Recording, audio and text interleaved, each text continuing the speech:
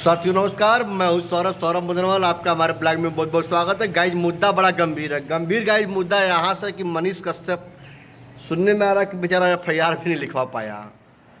हमार नेता परेता के संगे संगे फोटो खिंचवा रहा था, उनको अभिभावक, उनको बड़ा भाई फलाना ढेकाना गाइज बनवा रहा था। ठीक है, अब बीजेपी में गया। मेरा मानना गाइज ये था कि अगर वो बीजेपी में नहीं आता तो उसके जो समर्थक थे, उसके भाई थे, उसको बड़ा ही एक अलग तरीके से लोग देखते हैं। पर कोई भी व्यक्ति अगर बिना पार्टी का सेवा करता है तो उसकी जो छवि होती है जनता या जनार्दन के बीच में, वो दूसरी होती है। जैसे ही वो व्यक्ति कोई पार्टी ज्वाइन कर लेता है, उसकी छवि जो है कि वो एक अलग हो जाती है। गाइज आते हैं मुद्दा पे। गाइज कहने का मतलब है कि अगर जनता में हम सेवा कर रहे हैं बिना पार्टी के, तो जनता जो है कि मुझे बिना पार्टी के निगाह के देखेगी वो सिर्फ सौरभ है, एक सच्चा इंसान है। और जिस दिन मैं भाजपा में ज्वाइन कर लिया, तो अगर मैं भूत में सपा वालों का सहयोग किया होगा या सपा वाले कार्यकर्ता घर कुछ भी ऐसी विषम परिस्थितियां में मैं सहयोग किया हूं, तो जैसे मैं भाजपा में गया वैसे सपाई जो है मेरे मित्र कट जाएंगे। गाइस गलत नहीं कह रहा हूँ, बात जो है 100% कह रहा हूँ मैं। क्योंकि मेरे गांव में भी एक चलता था युवा शक्ति संघ।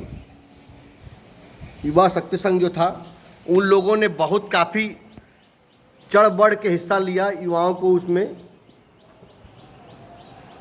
भाई जगह जगह नल खराब थी, नल भी लोग लगवाएं, आर्थिक सहयोग करना, आर्थिक मदद करना, एक गरीबों के लिए आवाज़ उठाना।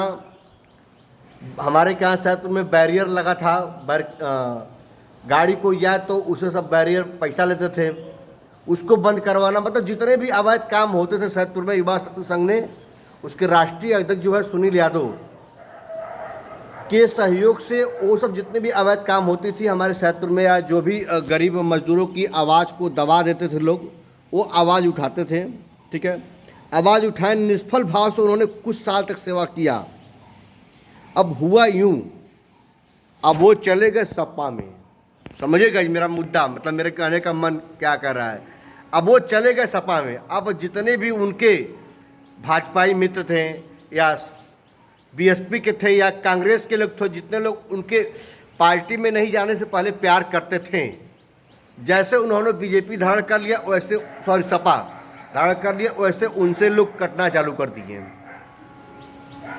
और जब वो नहीं कोई पार्टी ज्वाइन किए थे तो उनका जो है कि सब साथ दे रहा था, चाहे वो सपा के कार्यकर्ता गण हो, चाहे कांग्रेस के कुछ लोग हों, या बीएसपी के हों, या अन्य किसी राजनीतिक दल के लोग हों, उनका सपोर्ट कर रहे थे।